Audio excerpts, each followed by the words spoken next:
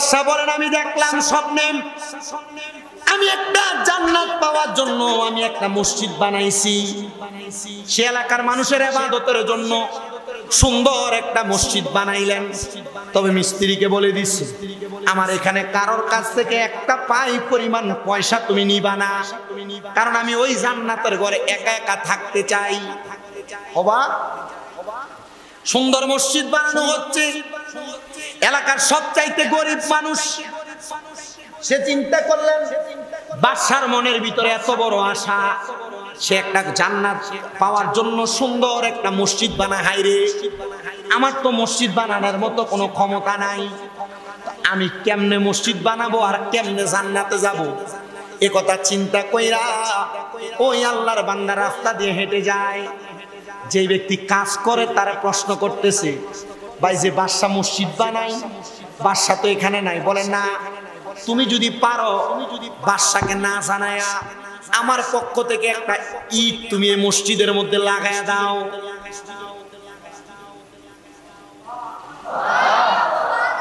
আল্লাহু আকবার নাই, আমার পক্ষ থেকে একটা কি লাগায়া দাও, কি লাগায়া দাও।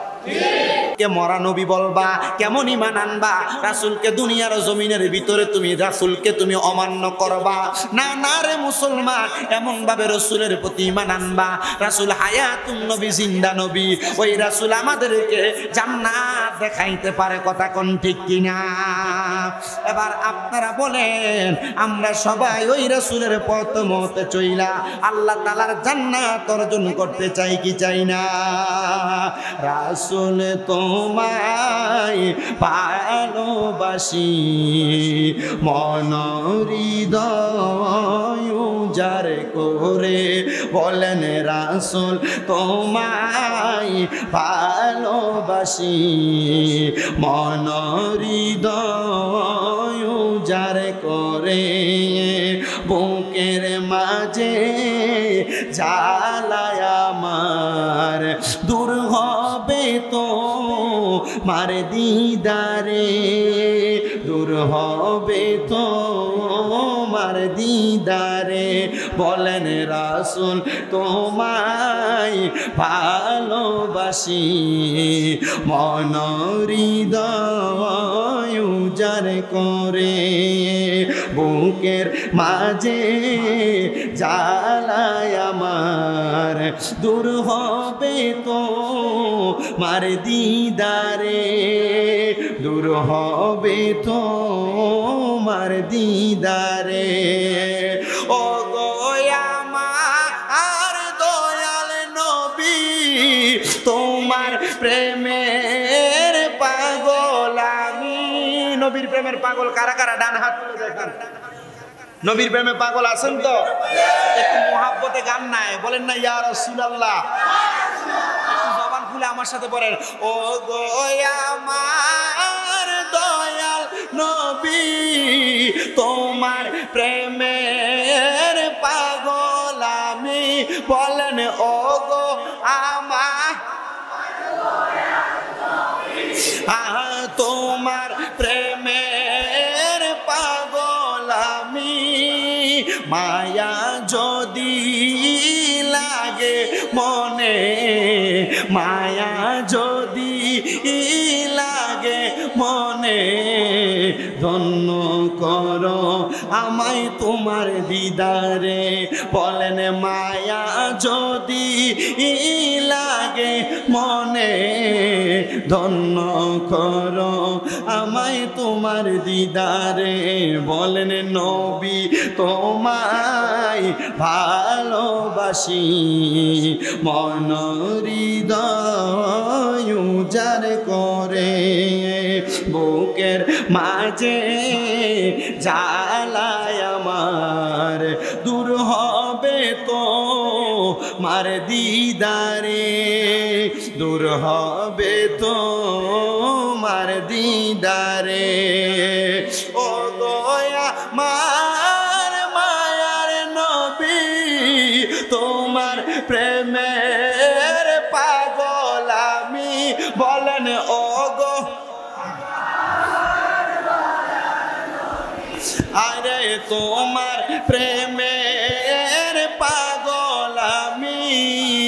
মায়া যদি লাগে তোমার নবী, মায়া যদি লাগে তোমার, নাও না আমায় তোমার রোজার পাশে। বলেন মায়া যদি লাগে তোমার, নাও না আমায় তোমার রোজার পাশে। নবী তোমায় ভালোবাসি, মন হৃদয় উজাড় করে। জবান খুলে বলবেন না সুবহানাল্লাহ। আইলে মুসলমান মনে রাখতে হবে গো, আল্লাহ তাআলার জান্নাতে যাইতে হলে আপনাকে আমাকে 1 নাম্বার আল্লাহর প্রতি ঈমান পরিপূর্ণ রাখতে হবে, শিরিক করা যাবে না। 2 নাম্বার আল্লাহ তাআলার ফেরেশতাদের প্রতি ঈমান আনতে হবে। 3 নাম্বার আল্লাহ তাআলার কিতাবের প্রতি ঈমান আনতে হবে। 4 নাম্বার কিতাবের পরে দুনিয়ার জমিনে রাসূলের প্রতি ঈমান আনতে হবে। ওয়া রাসূলিহি 5 নাম্বার হলো ওয়াল ইয়াউমিল আখির, আখিরাতের প্রতি ঈমান আনতে হবে। কেন আখিরাতের প্রতি ঈমান আনবা? একটু মনোযোগ দিয়া শোনো রে আমার পশ্চিম তিমিরপুরের বাবারা, একটু মনোযোগ দিয়া শ্রবণ করার চেষ্টা করবেন। আখিরাতের প্রতি ঈমান আনার কারণ, আখিরাত বড় ভয়ঙ্কর জায়গা, আখিরাত বড় মারাত্মক জায়গা। তবে মারাত্মক ভয়ঙ্কর সবার জন্য না। আখিরাতটা বেঈমানের জন্য ভয়ঙ্কর, বেঈমানের জন্য মারাত্মক, কিন্তু আখিরাতটা ইমানদারের জন্য বড় সুন্দর। আখিরাতটা ইমানদারের জন্য বড় সুন্দর। আখিরাতটা ঈমানওয়ালার জন্য সুন্দর। আখিরাতটা নামাজীর জন্য সুন্দর। আখিরাত রোজাদারের জন্য সুন্দর। আখিরাত দুনিয়ার জমিনের মধ্যে যারা মা বাবার খেদমত করে তাদের জন্য সুন্দর। আখিরাতটা তাদের জন্য সুন্দর যারা দান সদকা করে। আখিরাতটা ভয়ঙ্কর তাদের জন্য যারা হারাম খায়। আখিরাত সুন্দর তাদের, ভয়ঙ্কর তাদের জন্য তারা পরের হক মাইরা মাইরা খায়। আপনারা বলেন এমন পরের হক খানেওয়ালা, হারাম করে, সুদ করে, ঘুষ করে এই এলাকার মধ্যেও আছে না? না, সুদখোর আছে এলাকায়? ওই কম না বেশি? দেখবেন এলাকার ভিতরে সুদখোর আর ঘুষখোরে ধরে নিয়ে মসজিদের সভাপতি বানায়। কি কথা বলেন না কেন? এই সুদখোর আর ঘুষখোরে ধরে নিয়ে এলাকার ভিতরে এলাকার সর্দারের মাতাব্বর বানায়। এই সুদখোর ঘুষখোর হারামখোরগুলার এলাকার পঞ্চায়েতের প্রধান বানায়। এই হারামখোরগুলা সমাজে লম্বা লম্বা কথা বলে, পরের হক মাইরে খায়, আবার মানুষের সাথে কেটারি দেখায়। আপনারা বলেন এই সুদখোরের জায়গা দুনিয়াতে থাকতে পারে? কবরের ভিতরে মায়ের কি কম না বেশি? আল্লাহর নবী কয় হারামখোর সুদখোর গুলাকে আমি মেরাজে যাওয়ার পর দেখছি কাল বুয়ুতি নেরার ফ্যাটটা ঘরের মতো হয়ে গেছে, এত বড়, আর বড় বড় সাপ যায় হারামখোরটির কলজার ভিতরে কামড় দিতেছে।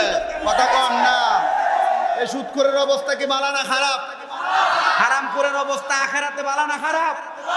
কবরে গেলে মায়ের কি কম না বেশি? তাহলে আপনারা এই সুদখোর ঘুষখোর গুলারে কি ভালোবাসবেন না মোহাব্বত করবেন না দূরে রাখবেন?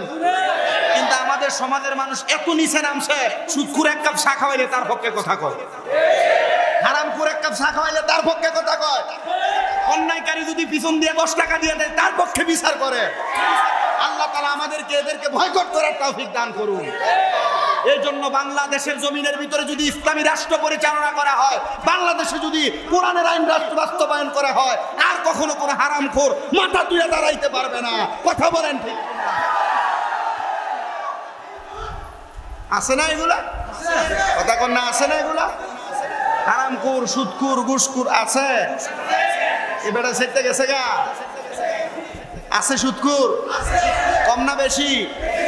কয় হুজুর, যদি কয় যে কত, কয় হুজুর লাখে মাসে বছর শেষে 30,000 টাকা সুদ। কথা কই না কে রে?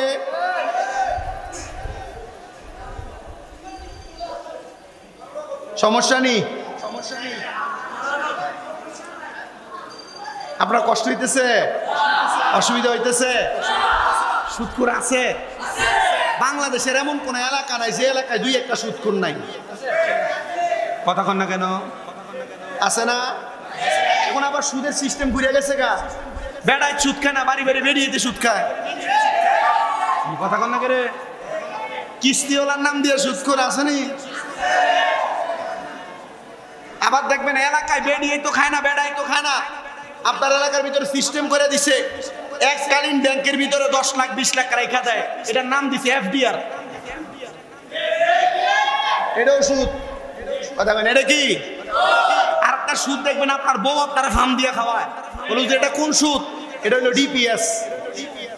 অনেকে চিন্তা করতেছে হুজুর তলে তলে তো আমার বউ আমার দিয়ে করায় রাখছে, এই কথা কন না কেন? এই ডিপিএস নামক সুদও আছে না নাই?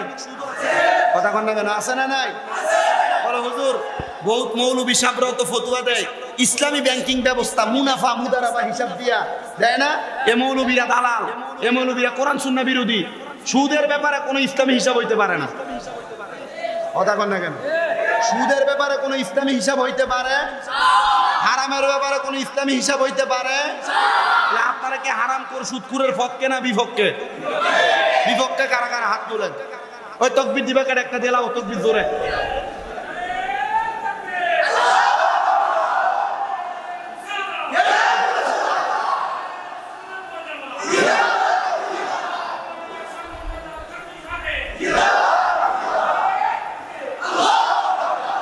আপনারা দেখছেন না, আপনারা কপাল খিলা খান বালা মাইকলও তাকবীর দেলায়।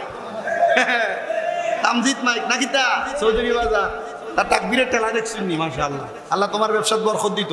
আমি বাউশা ইসলাম তানোর মাইক দিয়ে ওয়াজ করছি, বালা সাউন্ড মাশাআল্লাহ। ইবাদত করব কার? সেজদা দিব কারে? কোন মাজারে? কোন মাজারে? কোন বাবার পায়ে? কারোর পীরের পায়ে? আমরা পীর মানি, মাজার মানি, আল্লাহর ওলি মানি, তবে আমরা এখানে সেজদা দেওয়ার পক্ষে। কথা বলে সেজদা দেওয়ার পক্ষে। আমরা পীর মানি, মাজার মানি, ওলি মানি, তবে আমরা তার পায়ে সেজদা দেওয়ার পক্ষে। আল্লাহ কবুল করুক, আমিন বলেন। আর জোরে বলেন আমিন। 2 নাম্বার ওয়া মালাইকাতি, ফেরেশতার প্রতি ঈমান আনার দরকার আছে না নাই? 3 নাম্বার ওয়া কুতুবিহি, আল্লাহর কিতাবের প্রতি মানে কোরআনের প্রতি ঈমান আনার দরকার আছে না নাই? কোরআন যদি না মানে এটা কি ভালো মানুষ না কাফের? ভালো মানুষ না কাফের? স্বাভাবিক কিছু বিষয় নিয়ে কথা বলছি যেগুলো আমাদের জানা, তবু স্মরণ করে দিচ্ছি। 4 নাম্বার রাসূলের প্রতি ঈমান আনার দরকার আছে না নাই? 5 নাম্বার আখিরাতের প্রতি ঈমান আনা। জিজ্ঞাসা করেন আজকের এই মাহফিলের ইন্তজাম যারা করছেন, মোহাম্মদ শামীম আহমদ তালুকদার ভাই, উনি কি এই এলাকার সন্তান না দূর থেকে আসছে? উনি মসজিদ করছেন যে আপনারা খুশি হয়েছেন না? আপনি কি মনে করেন এই মসজিদ উনি এলাকার মানুষ ওনাকে ভালো বলবে এই জন্য করছে? এলাকার মানুষ ভালো বলবে এই জন্য করছে? ওনার আখিরাত সুন্দর হবে সেজন্য করছে। মারহাবা। এখানে দেখছেন মসজিদের নামটা দেখে আমার ভালো লাগছে, আয়েশা জামে মসজিদ। যদি ওনার মেয়ের নাম আয়েশা হয়ে থাকে, কিন্তু এই আয়েশা কিন্তু নবীদের একজন স্ত্রীর নাম। মারহাবা কয় না? এই স্ত্রী কিন্তু সাধারণ কোনো ব্যক্তি না, এই স্ত্রী কিন্তু হযরত আবু বকর সিদ্দিকের মাইয়া। মারহাবা। আবার এই স্ত্রীকে আমার নবী মোহাব্বত করে ডাকতেন হুমায়রা, মানে লাল সুন্দরী। মারহাবা কন্যা। সব দিক থেকে এই মসজিদ তৈরি করার মূল কারণ কি? দুনিয়া পাওয়া না আখিরাত পাওয়া। আপনারা এখানে আসার উদ্দেশ্য দুনিয়া। মাশাআল্লাহ, সিন্নি যেটা দেখছি তাবারুকের ভিতরে গোশতের পরিমাণও ভালো। মূলত কি তাবারুক খাওয়া উদ্দেশ্য না আখিরাত পাওয়া? মারহাবা কোন, মারহাবা কোন। আমরা আখিরাত পাইতে চাই কি চাই না? যদি আখিরাত পাইতে চাই, আখিরাত সুন্দর হবে তাদের নামাজওয়ালা যারা, ঈমানওয়ালা যারা, হালাল খাবার খায় যারা, দান সদকা করে যারা। আখিরাত অসুন্দর হবে তাদের, হারাম খায় যারা, পরের হক মেরে খায় যারা, মিথ্যা বলে যারা, খারাপ কাজে যায় যারা। তাহলে আমরা আসেন এই আখিরাত সুন্দর এবং অসুন্দর যাদের, তাদের ব্যাপারে একটু কথা বলে আমাদের ওয়াজের আমি ইতি টানবো। বেশিক্ষণ কষ্ট দিব না। আপনারা যদি একটু সময় নিয়ে বসেন, আমি আমার সময়ের ওয়াজটা সময় শেষ করার চেষ্টা করব। ওলামায়ে কেরাম অনেকে আছেন এখানে,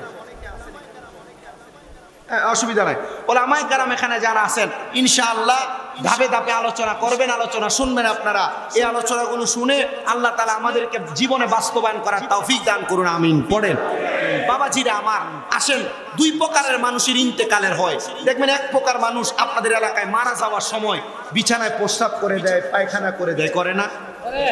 জিহ্বায় কামড় দিয়ে মারা যায়, যায় না? নাকে মুখি দিয়ে রক্ত বের হয়, হয় না? চোখ উল্টে যায়, যায় না? এটা ভালো মরণ না। বলেন এটা কি মরণ না? কেন না আমার বাবাজিরাম? কেন এটা ভালো মরণ না? একটু মনোযোগ দিয়ে শুনবেন। একটা বেঈমান মানুষ যখন মারা যায়, ওই মানুষটা মারা যাওয়ার সময় আল্লাহ তাআলার একজন না দুইজন ফেরেশতা বেঈমানের সামনে আসে। দুইজন, বলেন কয়জন? ওই দুইজন ফেরেশতার চোখগুলা হয় নীল রঙের। এই নীল রঙের চোখ নিয়ে যখন বেঈমান বান্দার সামনে দাঁড়ায় যাবে, বেঈমান বান্দা ওই ফেরেশতাদের চোখগুলা দেখে বড় ভয় পেয়ে যাবে। ভয়ে বিছানার মধ্যে প্রস্রাব পায়খানা করে দিবে। চিন্তা করে দেখেন, আপনি যদি বেঈমান হন, আপনি যদি বেআমল হন, আপনি বিছানাতে প্রস্রাব করে দিবেন ওই ফেরেশতার চোখ মুখ দেখা। ওই ফেরেশতারা তখন আপনার সামনে থেকে চলে যাবে, আপনার সামনে চলে আসবে হযরতে আজরাইল আলাইহিস সালাতু ওয়াস সালাম। আজরাইল যখন আপনার সামনে চলে আসবে, ওই আজরাইল আপনার সামনে আসার সাথে সাথে আজরাইলের ভয়ঙ্কর চেহারা দেখে আপনি বান্দা আজরাইলের সঙ্গে কথা বলার চেষ্টা করবেন, কিন্তু আপনি পারবেন না। আজরাইলের ভয়ঙ্কর চেহারা দেখে আপনার এই দুই চোয়ালের মাঝখানে আপনার জিহ্বাটা কামড় করে যাবে। আইরে বাবা, একবার চিন্তা করে দেখেন, জিহ্বায় কামড় করে যাবে, কথা বলতে পারবেন না। আজরাইলকে আপনি আপনার চোখের ইশারা দিয়ে বোঝানোর চেষ্টা করবেন। ওই আজরাইলের চোখের ইশারা দেখা আপনি আজরাইলের দিয়ে তাকাইলে আপনার চোখগুলা উল্টে যাবে, আপনার রক্ত চলাচল করতে পারবে না, আপনার দেহ চলবে না, আপনার গানের রগগুলা টাস টাস করে ছিঁড়ে যাবে, হাতের রগগুলা ছিঁড়ে যাবে, পায়ের রগগুলা ছিঁড়ে যাবে। যখন রক্ত চলাচল করতে পারে না, তখন ওই রক্ত চলাচল বন্ধ হইলে বান্দার নাকে মুখে দিয়ে রক্ত বের হয়ে যায়। ও আল্লাহ, আমি যদি মারা যাওয়ার সময় জিহ্বায় কামড় দেই, মানুষ বলবে কষ্ট পেয়ে মারা গেছি।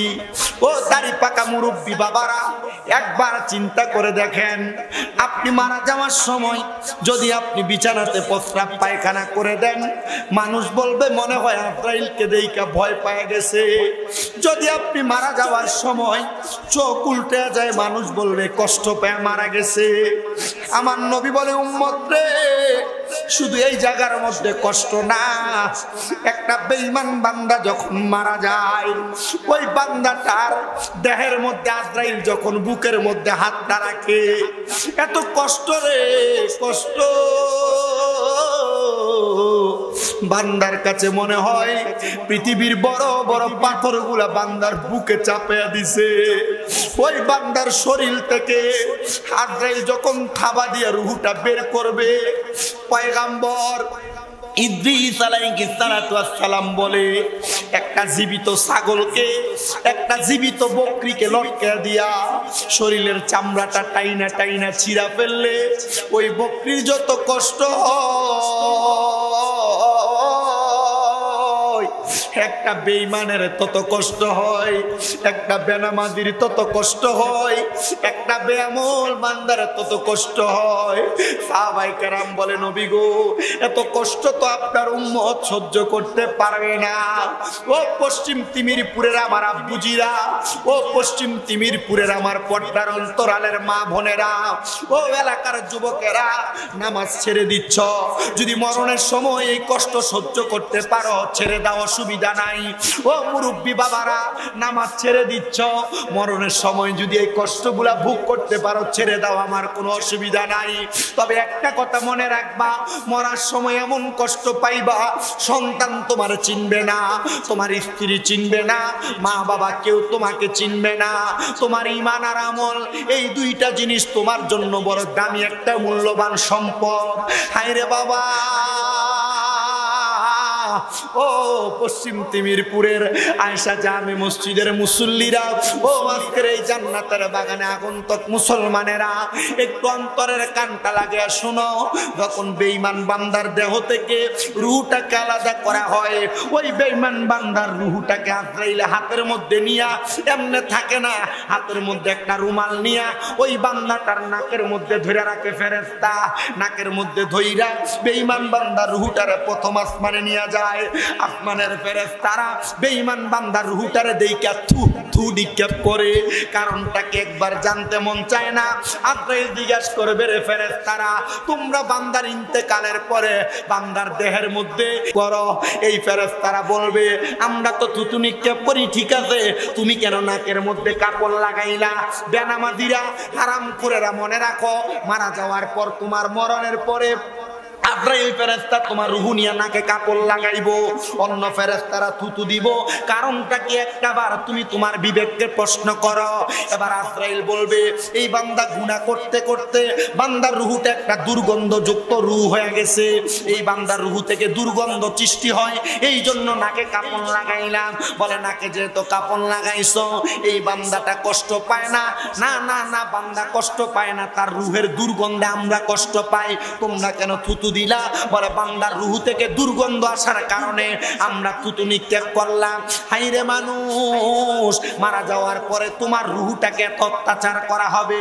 তোমার রূহ শুধু অত্যাচার নয়, তোমারে নিয়ে প্রথম আসমানে যাবে, আসমানের দরজা বন্ধ, দ্বিতীয় আসমানের দরজা বন্ধ, এমন ভাবে 7টা আসমানের দরজা বন্ধ হয়ে যাবে। ফেরেশতারা বলবে, আল্লাহ, এই বান্দার জন্য কি আপনি কোনো দরজা খোলা রাখেন নাই? আমার আল্লাহ তাআলা জানায়া দিবে, না রে না, বান্দার জন্য কোনো জায়গা খোলা নাই। আল্লাহ কোন জায়গা খোলা রাখছেন? আল্লাহ কয়, ইন্নাল্লাযীনা কাফারু মিন আহলিল কিতাবি ওয়াল মুশরিকিনা ফি নারি জাহান্নামা খালিদিনা ফিহা। আল্লাহ কয়, নিশ্চয়ই যারা কুফরি করে এবং আহলে কিতাব এবং যারা মুশরিক শিরিক করে, এই 3 ব্যক্তির জন্য ঠিকানা হলো জাহান্নাম।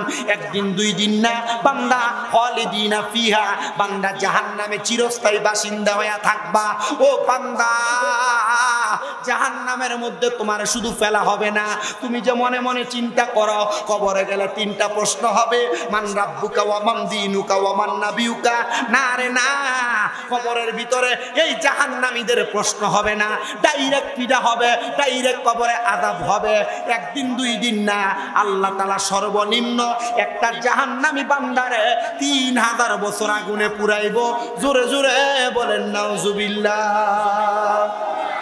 ওরে, এই পৃথিবী যেমন আছে তেমনই ঠিক রবে,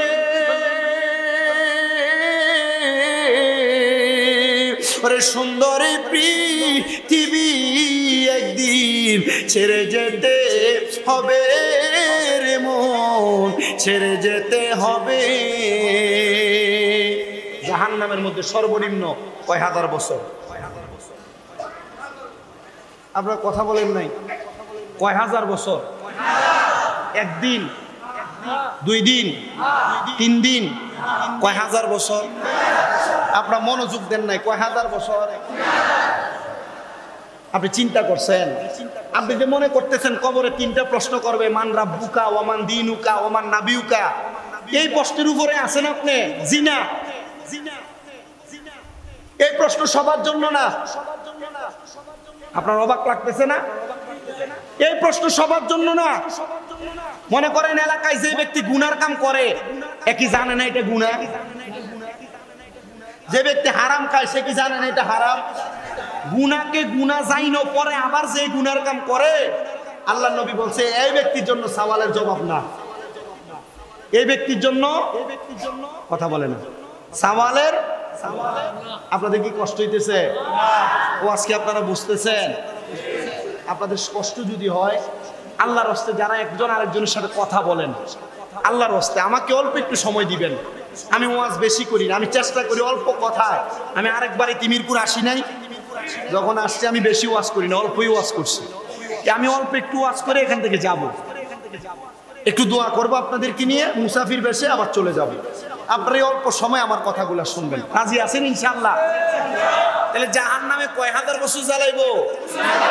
এবার আসেন, 3000 বছর এমনে জ্বালাবেন। ইয়া রাসূলুল্লাহ, কেমনে? বলে, জাহান্নামের আগুনের রং হবে 3টা। কয়টা? 1 নাম্বার, জাহান্নামের আগুনে 1000 বছর জ্বালায়া ওই আগুনের রং রাখবে লাল। লাল আগুনের মধ্যে 1000 বছর জ্বালানোর পর ওই জাহান্নামের আগুনকে সাদা ধোঁয়াযুক্ত বানাবে। ওই আগুনে 1000 বছর জ্বালাইব। এবার এই আগুনকে কালো ধোঁয়াযুক্ত বানাইব, 1000 বছর জ্বালাইব। মোট 3000 বছর। কয় হাজার? সাহাবায়ে কেরাম আমার নবীকে প্রশ্ন করি, ইয়া রাসূলুল্লাহ, ইয়া হাবিবাল্লাহ, নবীজি আপনি বলতেছেন 3000 বছর জাহান্নামের আগুনে জ্বালাইব। ওই জাহান্নামের আগুনের মধ্যে 3000 বছর যখন আপনার উম্মত জ্বলবে, তখন কি ওই ব্যক্তিটা আর দুনিয়ার জমিনের মধ্যে ভালো থাকতে পারবে? নবী আমার বলে, না রে না, 3000 বছর না, মাত্র 1 মিনিট সময় না, মাত্র 1 সেকেন্ড সময় পরিমাণ যদি কোনো মানুষকে জাহান্নামের আগুনের মধ্যে নিক্ষেপ করা হয়, ওই মানুষের শরীরের হাড্ডিগুলা থেকে চামড়াগুলা গোশতগুলা খসে খসে পড়ে যায়। ওই জাহান্নামীরা জাহান্নামের মধ্যে তো কষ্ট অনুভব করে রে, শরীরটা জ্বালানোর পরে আমার আল্লাহ আবার আগের মতো বানায়া দেয়, আবার কষ্ট দেয়, আবার আগের মতো বানায়া দেয়। সাহাবীরা বলে, নবী আল্লাহ তাআলা তো একবার পুরায়া কষ্ট শেষ করতে পারে। আমার নবী কয়, না রে না, বান্দা বারবার গুনার কাজ করেছে, এই জন্য বান্দাকে বারবার কষ্ট দেওয়া হবে। 3000 বছর জ্বালানোর পরে বান্দাকে তাকাসসুর নামক একটা জায়গার মধ্যে দাঁড় করাবে। বান্দাকে বলা হবে, বান্দা এখন তুমি কিছু বলতে পারো, বলার সুযোগ দেওয়া হলো। ওই সময় বান্দা বলবে, পানি পানি পানি বলে 3 বার চিৎকার করবে। সাহাবায়ে কেরাম কান্না করে আর ডাক দিয়া বলি, ইয়া রাসূলুল্লাহ, ইয়া হাবিবাল্লাহ, আপনার কাছে জানতে চাই নবী গো, তখন কি তাদেরকে পানি দেওয়া হবে? নবী আমার কান্দে, সাহাবায়ে কেরাম কান্দে, ডাক দিয়া কইব, গো আমি নবীর সাহাবায়ে কেরাম, হ্যাঁ তাদেরকে তখন পানি দেওয়া হবে, কিন্তু দুনিয়ার পানি যেমন সাদা, তাদেরকে সাদা রঙের পানি দেওয়া হবে না। নবীজি কেমন পানি দেওয়া হবে আপনি বলেন না। আমার নবী বলে, উম্মত, ওই পানি হবে অন্য জাহান্নামীদেরকে জাহান্নামের মধ্যে জ্বালানো পুরানোর পরে যে রক্তগুলা পুষগুলা হইছে, ওই রক্ত পুষকে হাদিসের ভাষায় বলে তিনাতুল খাবাল। ওই তিনাতুল খাবাল গুলা লোহার একটা গরম পাত্রের মধ্যে কইরা বান্দাকে দেওয়া হবে খাওয়ার জন্য। বলবে, বান্দা খাও। বান্দা তখন লোহার গরম পাত্র সামনে নিয়া বান্দার জিহ্বার মধ্যে ওই রক্ত পুষগুলা ঢেলে দিবে। বান্দার জিহ্বাটা কইলা পেটের নাড়ি বুড়িগুলা কইলা বান্দার পায়খানার রাস্তা দিয়া বের হবে।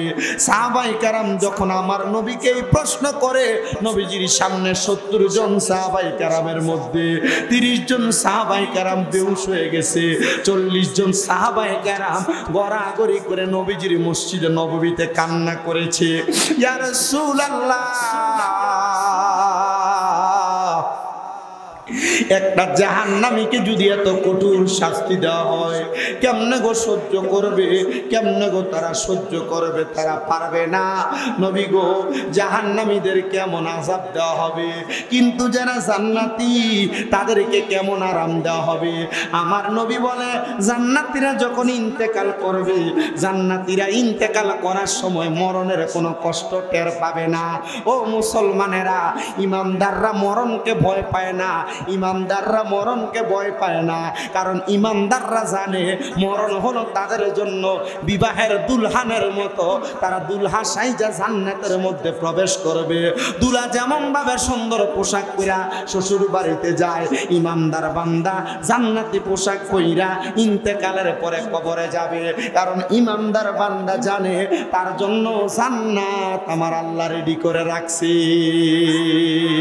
এই জন্য ইমানদাররা সব সময় মরার কথা স্মরণ করে আর বলে, আমার মরণের কতদিন বাকি আমি জানিলাম না গো আল্লাহ, মরণের কতদিন বাকি আমার, মরণের কত আমি জানিলাম না গো আল্লাহ, মরণের কত দিন বাকি আমার, মরণের কত দিন বাকি আমি জানি।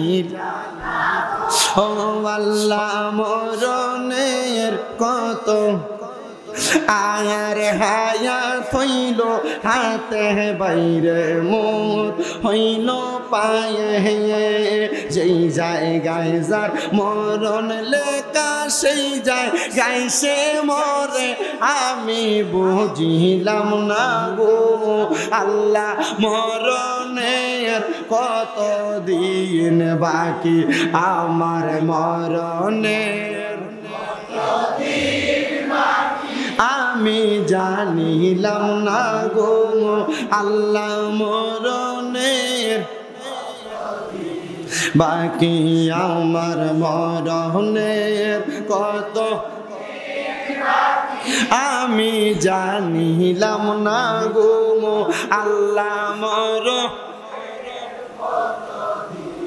30 পারা কোরআন বাইরে মনে রাখো তো কোন জায়গায় কোন হরফ লেখা করি বিনয় আমি বুঝিলাম না গো আল্লাহ মরণের কত দিন বাকি আমার মরণের কত দিন বাকি আমি জানিলাম না গো আল্লাহ মরণের আমার মরণের আমি জানিলাম না গো আল্লাহ মরণের হে আমার মুসলমান ইমানদার একটু মনোযোগ দিয়ে শ্রবণ করার চেষ্টা করবেন সাহাবায়ে কেরাম কান্না করে আর ডাক দিয়ে বলে ইয়া রাসূলুল্লাহ বেঈমান তো কষ্ট পায় মারা যাবে ইমানদার কি কষ্ট পাবে বলে না ইমানদার কষ্ট পাবে না যদি আপনি ইমানদার হন আপনার কাছে আজরাইল আলাইহিস সালাতু ওয়াস সালাম একবার দুইবার তিনবার না চারবার আসবে কিন্তু আপনার রূহ নিতে পারবে না সাহাবায়ে কেরাম অবাক হয়ে গেছে ইয়া রাসূলুল্লাহ আপনি বলতেছেন চারবার আজরাইল আসবে কিন্তু রূহ নিতে পারবে না কারণটা কি নবী আমার বলে ইমানদার বান্দা যখন শুয়ে থাকবে আজরাইল ইমানদার বান্দার সামনে আইসা সর্বপ্রথম তার বুকের মধ্যে এমন ভাবে থাবা দিবে ইমানদার বান্দার রূহ নেওয়ার চেষ্টা করবে কিন্তু বুকের মধ্য থেকে দুইজন ফেরেশতা এমন ভাবে বাধা হইয়া দাঁড়ায়া যাবে দুইটা ফেরেশতা ডাক দিয়ে বলবে এ আজরাইল ইমানদার বান্দার রূহ তুমি বুক দিয়া নিতে পারবা না বলে কারণ কি বলে ইমানদার বান্দার বুকের মধ্যে আল্লাহ নবীর প্রেম আছে এইজন্য বান্দার বুক দিয়া আমরা রূহ বাহির করতে দিব না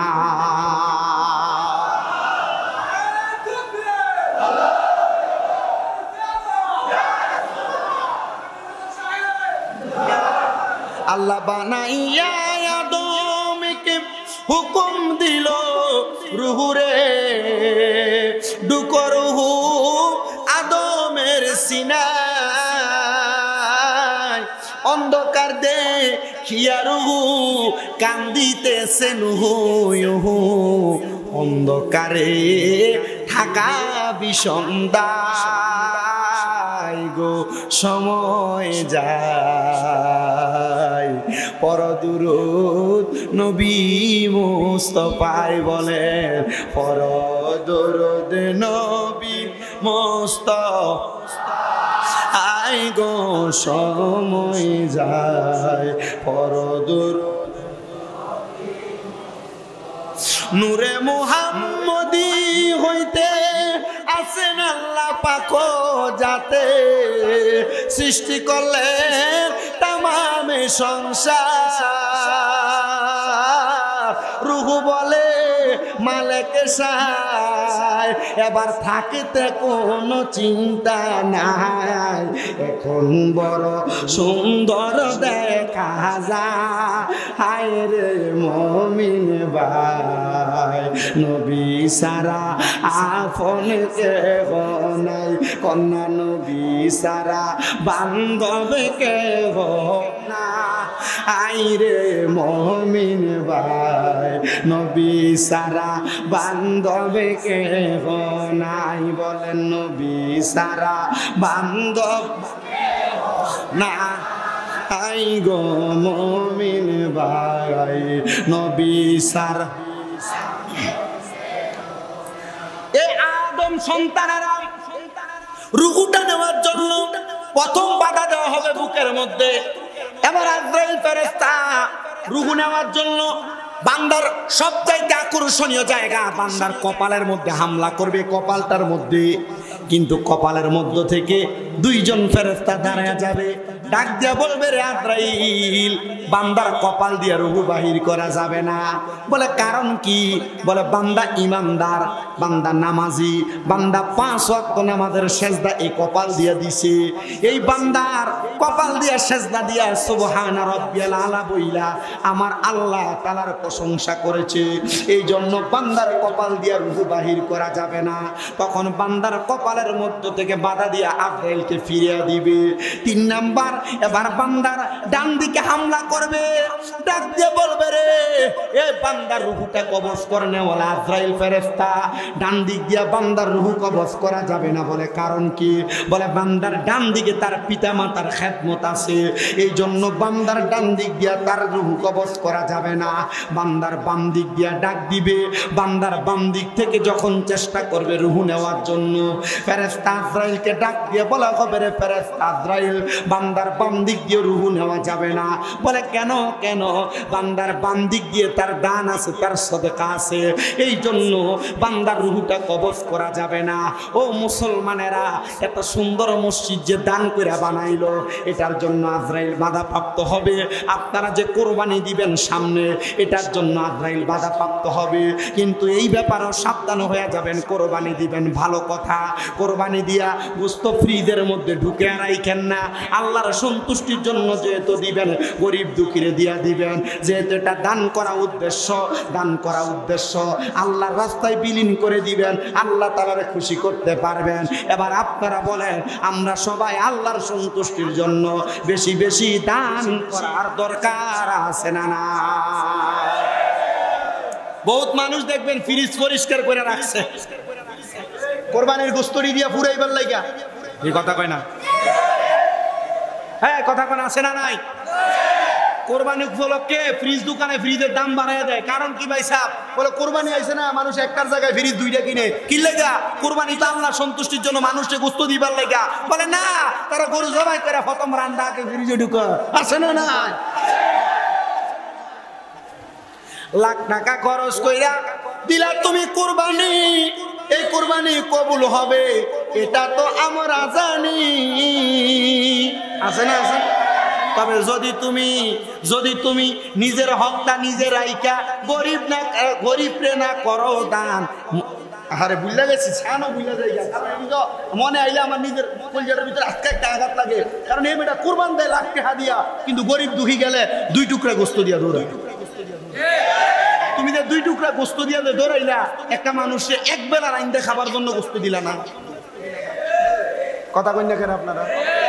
ওই আল্লাহ তো তোমার সামর্থ্য দিছি বিদায় তুমি কোরবান দাও। কথা কন না কেন? আল্লাহ তোমার সামর্থ্য দিছি বিদায় তুমি কোরবান দাও।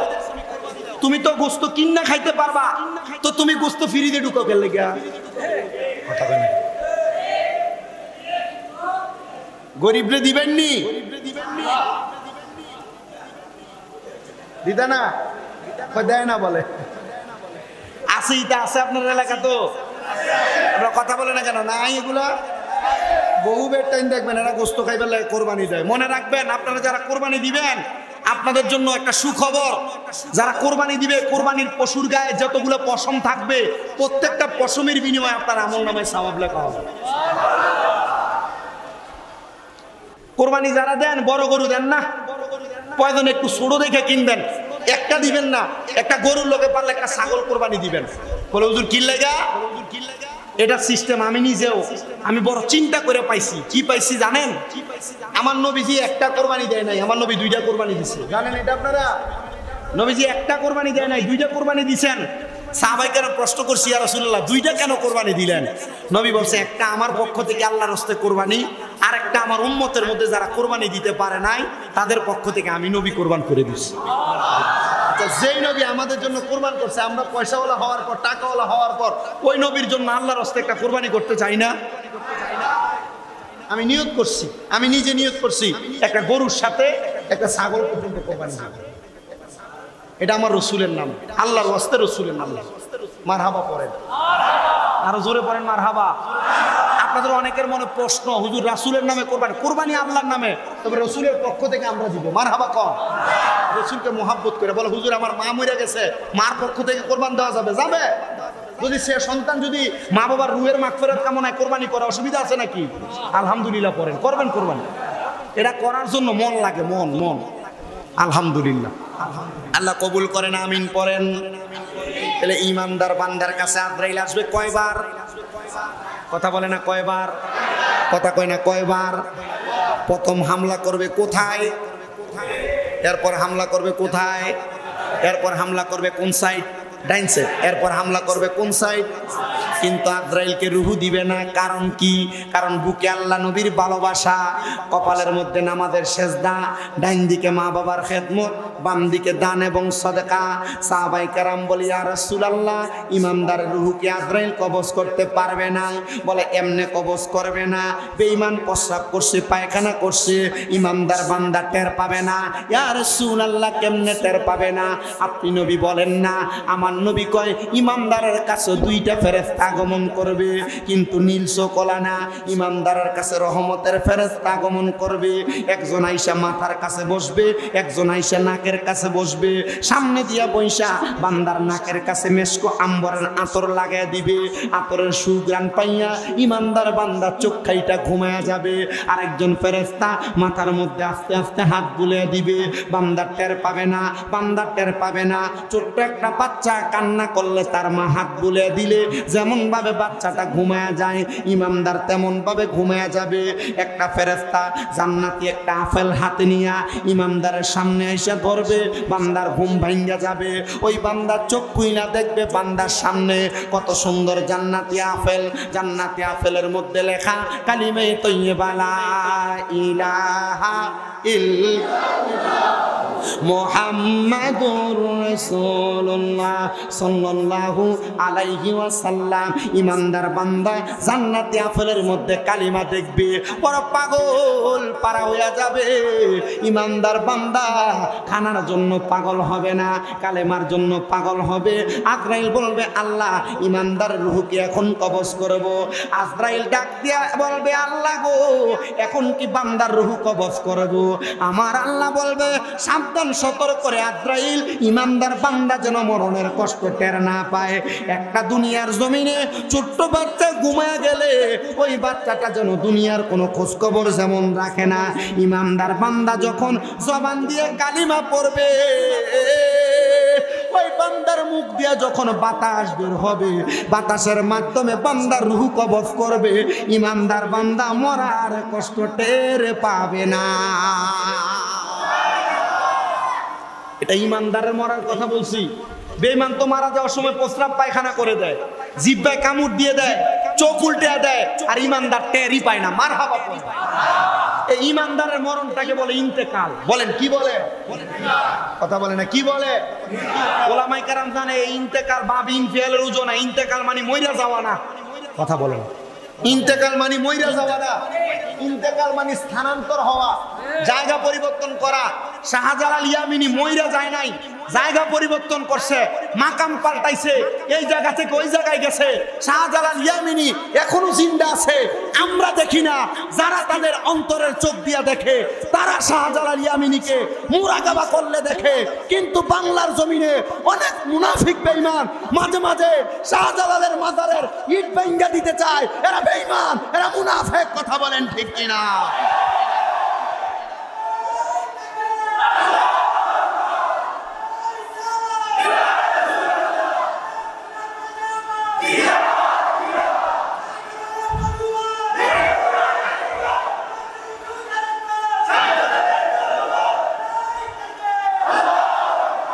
শাহজালালের মাথারে গরু দিতে কইলে কই বেদাত, দিও না, আমরা মাদ্রাসা দেলাও। শাহজালালের মাজারে একটা ছাগল দিলে কয় দিও না, আমরা মাদ্রাসা দেলাও। বেদাত বেদাত ফতুয়া দেয়, তো তোমার মাদ্রাসা তেল লেগে দিতাম, কই এতিম খাইবো, তো শাহজালালের মাজারে দিলে কি তোর আব্বা খাইবো? কথা কয় না কে? শাহজালালের মাজারে দিলে তো এতিমখানা মাদ্রাসাই চলবো, কথা কয় না কে রে? ও শাহজালালের মাজারে দিলে বেদাত, আর তোমরা এখানে দিলে দাঁত হইব। ছোট্টার ঘরে ছোট্টারা যার উচিলে সিন্নি খেলে মোল্লা ছিল না। শাহজালাল ইয়ামিনীর মাজারের বিরোধিতা করতেছ, কিন্তু এই শাহজালাল ইয়ামিনী না হইলে এই লুঙ্গি পরানে থাকতো না, দুটি পরা থাকতো, দুটি। কথা বলেন না কেন? কথা বলেন না কেন? একজন আশেক লেখছে, সিলেটবাসী ধন্য হইল আউলিয়ার পরশ পায়া, সিলেটবাসী ধন্য হইল আউলিয়া, তাদের মাঝে আসলো বাইরে 360 জন আউলিয়া, তাদের মাঝে আসলো বাইরে 360 জন। আপনারা কি আউলিয়ার পরশ পেয়ে ধন্য হন নাই? কথা বলেন, ধন্য হন নাই? ওই আউলিয়ার পরশ পেয়ে ধন্য হয়েছেন যারা হক অলি, কথা কয় না কা, যারা পেছন দিয়ে উরুস মোবারকের নাম দিয়ে গান বাজনা করে আপনারা তারার পক্ষে, এরা বন্ধ। বলেন এরা কি? পেছনে নাম দিছে উরুস মোবারক, করে গান বাজনা, এরা কি? জোরে কনা কে রে? এরা কি? এরার পক্ষে যদি কথা কই এটি আরো বড় বন্ধ, কথা কন না কে রে? এরার কারণে মাজারওয়ালাদের দুশ্মনী, এরার কারণে মাজারের বিরোধিতা করে। এরা যদি না, আমি আজকে আসার সময় গাড়িতে বসে বসে কইছি, শোনো যারা এই মাজারের গান বাজনার বিরোধিতা করে তারা উচিত কথা কয়। কি লেগে কয়? আল্লাহর ওলি শাহজালাল ইয়ামিনী কয়ে দিছিল, তোরা আমার নাম দিয়া গান বাজনা করিস, কথা কন না কয়ে দিছিল। শাহজালাল ইয়ামিনী কি কয়ে দিছিল, তোরা আমার নাম দিয়ে বেড়িয়ে বেড়াইতে একলকে নাচিস, তোরা এটি করস কে লেগা? ইডিরে কবরে গেলে মায়ের কি বেশি না কম? আল্লাহ কয় আযাবুন শাদীদ, যন্ত্রণাদায়ক শাস্তি, মারাত্মক শাস্তি। আল্লাহ আমাদেরকে বোঝার তৌফিক দান করুন। আস্তে আমিন কে আরো জোরে বলেন আমিন। যেই কথা বলতেছিলাম, তাহলে আল্লাহর ওলিরাও মরে না, ইমানদারেরা মরে না, কথা বলে না, ইমানদারেরা ইন্তেকাল করে। বলেন কি করে? স্থানান্তর হয়, জায়গা পরিবর্তন করে। ইমানদাররা মারা যায় না। এই জন্য কবরের পারে যে আপনি সালাম দেন, আসসালামু আলাইকুম ইয়া আহলাল, কথা বলেন আসসালামু আলাইকুম ইয়া আহলাল। কেন সালাম দেন? কারণ সালামের জবাব দেওয়া ওয়াজিব। যদি মানুষ মরা হয় সালাম দিলা কারে জবাব দিবে কে? তার মানে জীবিত মানুষ একজন না একজন আছে, ইমানদার একজন না একজন আছে, তারা সালামের জবাব দেয়। এ মুসলমান, এ নবীর উম্মতের দলেরা, পশ্চিম তিমিরপুরের মুসলমানেরা, একটু অন্তরের কানটা লাগে শুনবেন রে আমার বাবাজিরা। ইমানদার বান্দাটা দুনিয়ার জমিন থেকে ইন্তেকাল করে যখন কবরে চলে যায়, ওই বান্দা কবরে যাবে, পরে ইমানদার বান্দার রূহটাকে আজরাইল হাতে নিবে। আপনাদের এলাকায় দেখবেন এক জাতের মাছ পাওয়া যায়, যে মাছটা হাতে ধরলে পিছনে পিছতে যায়, বাইং মাছ আছে না? ইমানদার বান্দার রূহটা আজরাইলের হাতে থাকবে না, হাত থেকে এমন ভাবে পড়ে যাইতে লাগবে। আল্লাহকে বলবে, আল্লাহ ইমানদার বান্দার রূহ তো আমার হাতে থাকে না, করব কি, কেমন করে রাখবো? আল্লাহ বলবে, জান্নাতে প্রবেশ করো, জান্নাতের মধ্য থেকে একটা স্বর্ণের পেয়ালা নাও, একটা রূপার পেয়ালা নাও, স্বর্ণ রূপার পেয়ালার মধ্যে ইমানদার রূহটা রাখা হবে, কিন্তু ইমানদার বান্দার রূহ কোনো জায়গার মধ্যে থাকবে না। ডাক দিয়ে বলবে, আল্লাহ ইমানদার রূহ তো কোনো জায়গায় থাকে না, আল্লাহ কোথায় রাখবো? আমার আল্লাহ তাআলার ঘোষণা, বান্দাকে আসমানের দিকে নিয়ে যাও। আসমানের ফেরেশতারা দাঁড়ায় দাঁড়ায় আহলান ওয়া সাহালান, মারহাবান মারহাবান, দুয়ুফুল্লাহ দুয়ুফুর রহমান বলে বলে স্বাগতম জানাবে। এ ফেরেশতারা, বেঈমান বান্দার মারা যাওয়ার পরে তোমরা থুতু নিক্ষেপ করেছো, কিন্তু ইমানদাররে কেন তোমরা স্বাগতম জানাও? বলে ইমানদার বান্দা আল্লাহ তাআলার মেহমান, এই জন্য ইমানদার বান্দাকে আমরা স্বাগতম জানাই। মুসলমান, চিন্তা করে দেখো কেমন জীবন তুমি গঠন করলা। মারা যাওয়ার পরে যদি ওই কবরের মধ্যে ফেরেশতারা থুতু দেয়, তুমি বেঈমান। মারা যাওয়ার পরে কবরে যদি ফেরেশতারা তোমাকে স্বাগতম জানায়, তুমি ইমানদার। সাহাবায়ে কেরাম বলে, নবী গো, ও দয়ার নবী, মায়ার নবী রাহমাতুল লিল আলামিন নবীজি। তাইলে ইমানদার বান্দা কবরে যাওয়ার পর আর কি কি নিয়ামত পাবে? বলে কবরে যাওয়ার পর আমার আল্লাহ নিজেই বলেছেন, ইন্নাল্লাযীনা আমানু, নিশ্চয় যারা ঈমান এনেছে, ওয়া আমিলুস সলিহাত, নেক আমল করেছে, উলাইকা হুম খায়রুল বারিয়া, এরা হইল দুনিয়ার সবচাইতে ভালো মানুষ। সাহাবায়ে কেরাম বলে, নবী গো, মানুষকে আল্লাহ তাআলা কি পুরস্কার দিবে? ভালো মানুষের একটা পুরস্কার আছে, আপনি যে নামাজ পড়েন একটা পুরস্কার আছে, আপনি যে রোজা রাখেন একটা পুরস্কার আছে, আপনি যে হজ করেন একটা পুরস্কার আছে, আপনি যে যাকাত দেন একটা পুরস্কার আছে, আপনি যে মানুষকে সহযোগিতা করেন একটা পুরস্কার আছে, এই যে মসজিদ বানাইলে একটা পুরস্কার আছে, মাদ্রাসা বানাইবেন পুরস্কার হবে, রাস্তা হাঁটার জন্য করে দিলেন পুরস্কার হবে, কোরবানি দিবেন পুরস্কার হবে, মা বোনেরা পর্দা করলে পুরস্কার পাবে, স্বামীর খেদমত করলে পুরস্কার পাবে, সন্তানেরা মা বাবার খেদমত করলে পুরস্কার পাবে, সন্তানেরা মা বাবার আদেশ মানলে পুরস্কার পাবে। সাহাবায়ে কেরাম বলে, নবী গো, পুরস্কারের কথা আপনি বলেন না, আমার আল্লাহ তাআলা সূরা বাইয়িনার শেষ আয়াতে বলতেছে, জাযাউহুম ইনদা রাব্বিহিম জান্নাতু আদনিন তাজরি মিন তাহতিহাল আনহার। আমার আল্লাহ বলে, এ বান্দা, অন্য কোনো পুরস্কার না রে, অন্য কোনো পুরস্কার না, আমি আল্লাহ তাআলা তোমাদেরকে পুরস্কার হিসেবে জান্নাতুল আদন দান করে দিব। জোরে সোরে পড়ি সুবহানাল্লাহ। ও মুসলমান, শুধু জান্নাতুল আদন দিবেন না, জান্নাতুল আদন দিবেন না, আর কি দিবেন জানেন? আল্লাহ তাআলা ঘোষণা করে, জান্নাতু আদনিন তাজরি মিন তাহতিহাল আনহার, ওই জান্নাতে তো সুন্দর, ওই জান্নাতের নিচে দিয়ে একটা নহর প্রবাহিত হবে, নদী প্রবাহিত হবে, বড় সুন্দর একটা নদী প্রবাহিত হবে। আনহারু খালিদিনা ফিহা আবাদা, ওই জান্নাতের মধ্যে তুমি চিরস্থায়ী বাসিন্দা হইয়া থাকবা। শব্দ একটা যোগ করে দিছে, আবাদা, বের হতে চাইবে না। আল্লাহ ওই জান্নাতে কারা থাকবে? আল্লাহ কয়, রাদিয়াল্লাহু আনহুম ওয়া রাদু আন, যারা আমি আল্লাহর সন্তুষ্ট করেছে, আমি আল্লাহ যাদের প্রতি রাজি হয়েছি, তারাই ওই জান্নাতের মধ্যে থাকবে। আল্লাহ তারা কারা? আমার আল্লাহ কয়, যালিকা লিমান খাশিয়া রাব্বা, তারা হইল দুনিয়াতে আমি আল্লাহকে সবচাইতে ভয় করে যারা, আল্লাহকে যারা ভয় করেন, আল্লাহকে যারা ভয় করেন, আল্লাহকে যারা ভয় করেন। আপনারা বলেন, আল্লাহকে যারা ভয় করে তারা কখনো নামাজ ছাড়তে পারে? আল্লাহকে যারা ভয় করে তারা কোনোদিন রোজা ছাড়তে পারে? আল্লাহকে যারা ভয় করে তারা কখনো মিথ্যা বলতে পারে? আল্লাহকে যারা ভয় করে তারা কোনোদিন গুনাহ করতে পারে? আল্লাহকে যারা ভয় করে তারা কোনোদিন পরের হক খাইতে পারে? আল্লাহকে যারা ভয় করে তারা কোনোদিন দুনিয়ার ফায়সা কাজ করতে পারে? তাহলে আল্লাহকে আপনি ভয় করেন কিনা আপনার বিবেকের উপর ছেড়ে দিলাম। অন্য কেউ আপনার প্রশ্ন, আপনার বিচার করা লাগবে না, আপনার নিজের বিচার আপনি নিজে করবেন। যেহেতু এত সুন্দর একটা মসজিদ বানাইলেন, এই মসজিদ নিয়ে ছোট্ট একটা ওয়াকিয়া ঘটনা বলে আমি আমার বয়ানের ইতি টানবো। আমার পরে আপনাদের কাছে আমার আরেকজন ভাই আপনাদেরকে নিয়ে দোয়া করবে। অল্প সময় আমি বিদায় নিয়ে চলে যাব, সামান্য সময় আপনাদেরকে কষ্ট দিতেছি। তবে আপনাদেরকে দুই ব্যক্তির মরার কথা বললাম, বেঈমান কষ্ট পায় মারা যায়, ইমানদার আরামে মারা যায়। এবার বলেন, ইমানদার হইয়া মরতে চাই না বেঈমান? ইমানদার হইয়া মরতে চাই কারা কারা? হাত হাত তুলছে না কেডা কেডা রে? ইমানদার হইয়া মরতে চাই কি চাই না? তাকবীর কি আসতে হবে না জোরে হবে?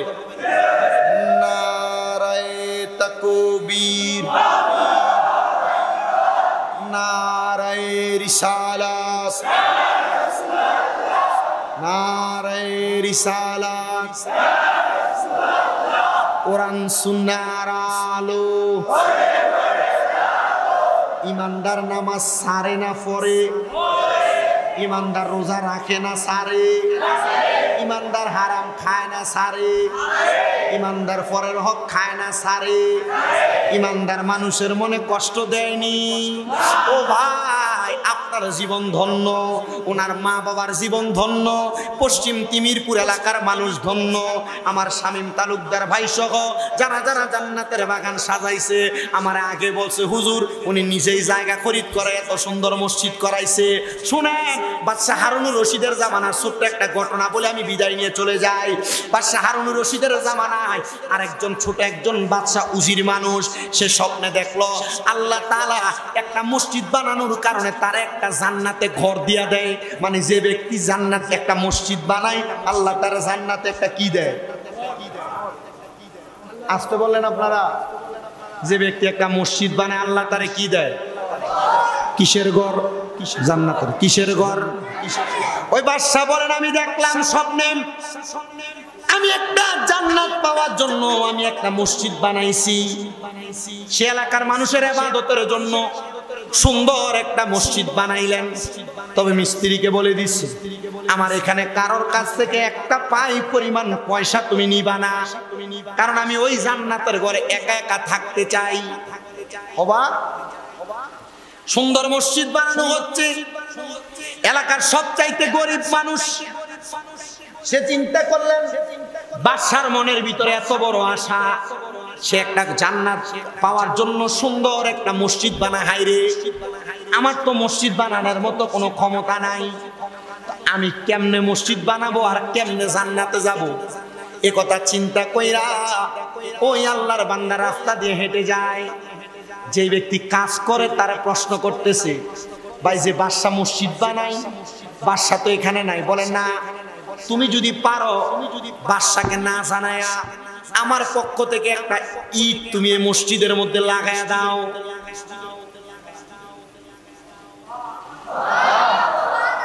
আল্লাহু আকবার নাই? আমার পক্ষ থেকে একটা কি লাগায়া দাও? কি লাগায়া দাও? ইট লাগায়া দিছেন, সুন্দর মসজিদ তৈরি হয়ে গেছে, এলাকার মানুষ ইবাদত করে। ওই বাদশা বলেন আমার একটা গোপন ইবাদত ছিল। কি ইবাদত? গোপন ইবাদত। কি ইবাদত? দেখবেন পৃথিবীতে যত মানুষ বড় হয়েছে, সম্পদওয়ালা হয়েছে, পয়সাওয়ালা হয়েছে, তারা যেই কোন একটা গোপন ইবাদতের কারণে সম্পদওয়ালা ও পয়সাওয়ালা হয়েছে। মারহাবা বলবেন না? যেই কোন একটা গোপন ইবাদতের কারণে আপনি যদি গোপন কোন ইবাদত করতে পারেন তাহলে গোপন ইবাদতের কারণে আপনি আল্লাহর সন্তুষ্টি অর্জন করতে পারবেন। ওই বাদশা ডাক দিয়ে বলতেছেন আমার গোপন ইবাদত হলো নামাজ কয় ওয়াক্ত? আপনারা আসতে বলতেছেন, বলেন না নামাজ কয় ওয়াক্ত? ফজর বলেন, ফজর, জোহর, আসর, মাগরিব, এশা, কয় ওয়াক্ত হইল? এবার আরো কয়েকটা নামাজের কথা বলি শোনেন। দেখেন এশরাক, বলেন এশরাক, চাশত, চাশত, দুহার, বলেন দুহার, আওয়াবিন, আওয়াবিন, তাহাজ্জুদ, তাহাজ্জুদ, সালাতুল হাজর, সালাতুল ইস্তেসকা, সালাতুল ইস্তেসকা, সালাতুল খায়ের। আরো 8টা নামাজের কথা বললাম। ও বন্ধু কেমনে নামাজ পাইলেন? আল্লাহর নবী 50 ওয়াক্ত নামাজ আনছিল, আমরা তো বলি 5 ওয়াক্ত। আর 45 ওয়াক্ত গেল কোন জায়গায়? এমন আরো 45 ওয়াক্ত নামাজের খবর আছে। আল্লাহর ওই বান্দা বাদশা বলে আমার একটা খাস ইবাদত ছিল ফজর, জোহর, আসর, মাগরিব, এশা, এই 5 ওয়াক্ত ছাড়া আমি আরেকটা ইবাদত করতাম। ওই ইবাদত হলো তাহাজ্জুদের নামাজ। রাত্রি 2টা তাহাজ্জুদ পড়তাম। ওই দিনও রাত্রবেলা আমি মসজিদ নির্মাণ হওয়ার পর আমি তাহাজ্জুদ নামাজ পড়া আল্লাহ তাআলার কাছে কান্নাকাটি করতেছি, আল্লাহ আমি যে মসজিদ বানাইলাম আপনি আমার মসজিদ বানানোর কারণে জান্নাত দিবেননি, ওই জান্নাতটা আমি একবার দেখতে চাই। সুবহানাল্লাহ বলবেন না? ও বন্ধু আল্লাহর বান্দা আল্লাহর কাছে দোয়া করে আমি ওই জান্নাত দেখতে চাই। আমার আল্লাহ তার দোয়া কবুল করে ফেলছেন। ওই বান্দা তাহাজ্জুদ নামাজ পড়া যখন মুরাকাবা করছে, বান্দা দেখতেছে বান্দার চোখের সামনে সুন্দর একটা জান্নাত দেখা যায়, কিন্তু জান্নাতের দরজাটা ওই ব্যক্তি খুলবে যে মসজিদ বানাবে। কিন্তু ওই বান্দা বলে আমি স্বপ্ন দেখলাম ওই জান্নাতের ঘরের দরজাটা খোলা, আমি অবাক হয়ে গেলাম, আমি একাই না মসজিদ বানাইলাম, জান্নাতের দরজা কেন খোলা। আমি জান্নাতে প্রবেশ করলাম, প্রবেশ করে দেখলাম জান্নাতের মধ্যে আমাদের এলাকার সবচাইতে নিচু মানের মানুষ কাঠুরিয়া যে কাঠ কাটে আমার জান্নাতে বসা। আমি তারে প্রশ্ন করলাম, এই জান্নাত তো তোমার না, মসজিদ আমি একা বানাইছি, ওই জান্নাতে আমি একা থাকবো, তুমি কেমনে আসলা? সে ডাক দিয়া বলতেছে, আমি এমনি আসি নাই, আমি লুকায়া লুকায়া তোমার যেই মসজিদ বানাইছো ওই মসজিদে মিস্ত্রি তৈরি করার সময় আমি একটা ইট লাগাই দিয়েছিলাম, এই জন্য আল্লাহ তাআলা এই জান্নাতে আমার জায়গা করে দিছে। এ বাদশা, স্বপ্নে দেখেছো আমাকে, তুমি একা একা বানায়ো না, এলাকার মানুষদেরকে তোমার সাথে রাইখা সুন্দর করে তাদেরকেও জান্নাতের দিকে আহ্বান করো। আমার ভাই শামীম তালুকদার ভাই জান্নাত মসজিদ বানাইছে, একা একা করে নাই, আপনাদেরকে উদ্বোধন করে সবাইকে ডাকছে। জান দিয়া মাল দিয়া দরকার নাই, জান দিয়ে আপনারা যারা এখানে আসছেন নামাজ পড়বেন, আপনারা যারা, আমি একটা কথা অন্তরে বিশ্বাস করি আল্লাহর বান্দা হিসেবে, সেই মসজিদ বানানোর কারণে একা জান্নাতে যাবে না, এই মসজিদে যারা 5 ওয়াক্ত নামাজ পড়বে তারাও জান্নাতে যাবে। আপনারা বলেন নামাজ পড়ে আমরাও জান্নাতের ভাগীদার হইতে চাই কি চাই না? তো জান্নাতের ভাগীদার কি নামাজ পইরা না সাইরা? পইরা না সাইরা? রাজি আছেন তো ইনশাআল্লাহ? ওই যে আমাকে দাওয়াত করছে, নাম কি সোহেল ভাই? সোহেল ভাই উনি বলছে যে সব ঠিক আছে, হুজুরের বেতনও দিবে, শুধু খাবারটা এলাকার মানুষ খাওয়াবে নাকি? এটা আপনাদেরকে ভাগীদার করে নিল আর কি। আলহামদুলিল্লাহ। কোন মিয়া? শামীম ভাই উনি থাকবেন দেশের বাইরে আমেরিকাতে, কিন্তু আপনারা ওই যে খাবার খাওয়াইবেন হুজুরে, জান্নাতে দিক দিয়েও কিনা হবে। ওই যে এখানে এসে নামাজ পড়বেন, জান্নাতে দিক দিয়েও কিনা হবে। রাজি আছেন তো ইনশাআল্লাহ? কারা কারা রাজি আছেন আয়েশা মসজিদে নামাজ পড়বেন? আল্লাহ কবুল করেন, আমিন পড়েন। কালকে জুমার নামাজ দিয়ে উদ্বোধন হবে নাকি? আল্লাহ কবুল করেন, আমিন পড়েন, আমিন। আপনারা দোয়া করবেন, দোয়া করবেন আল্লাহ যেন সবাইকে কবুল করে, আমিন পড়েন। সবাই দুরূদ শরীফ পড়েন, আল্লাহুম্মা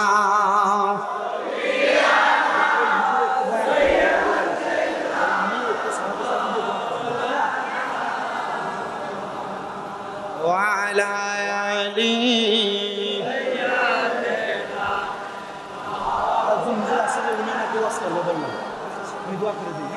اللهم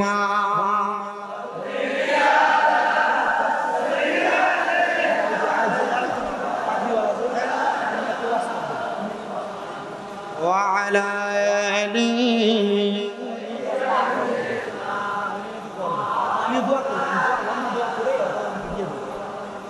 জগৎ পাগল কাবার জন্য,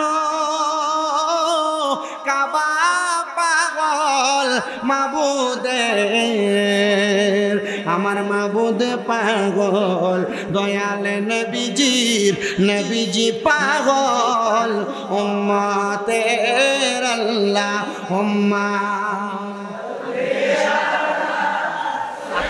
আমার রেডি হচ্ছে ওই হুজুর নাকি করবে বয়ান, ওনাকে ডাক দিয়ে না, ওনাকে জিজ্ঞেস করবে।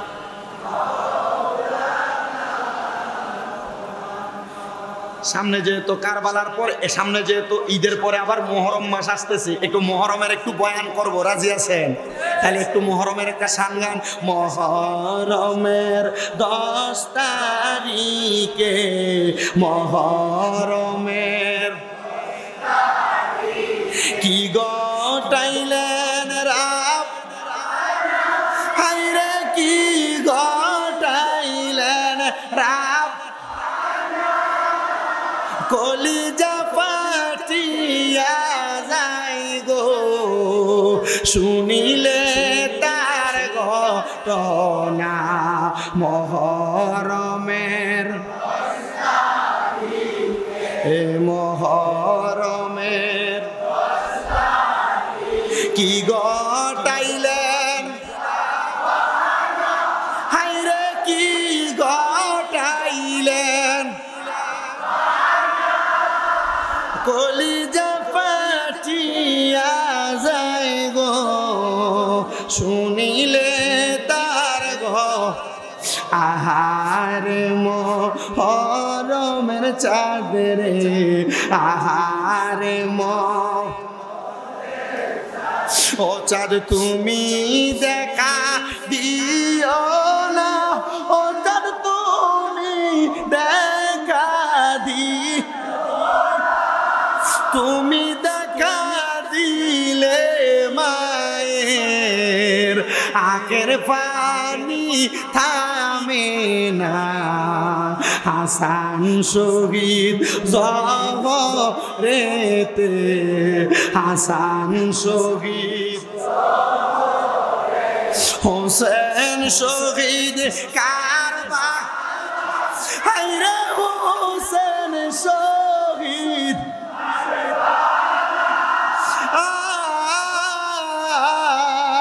জয়নাল আবদিন হইল গো বন্দি, এজিদা রোজেল খানায়, হাসান শহীদ জহরেতে, হাসান শহীদ,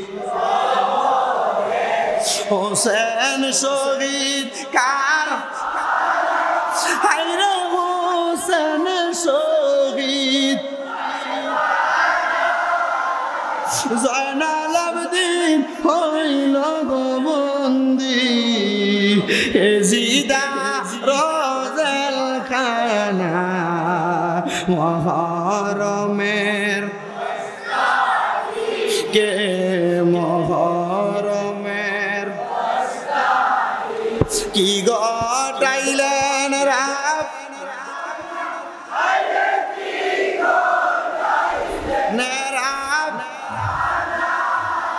কলিজা ফাটিয়া যায় গো শুনিলে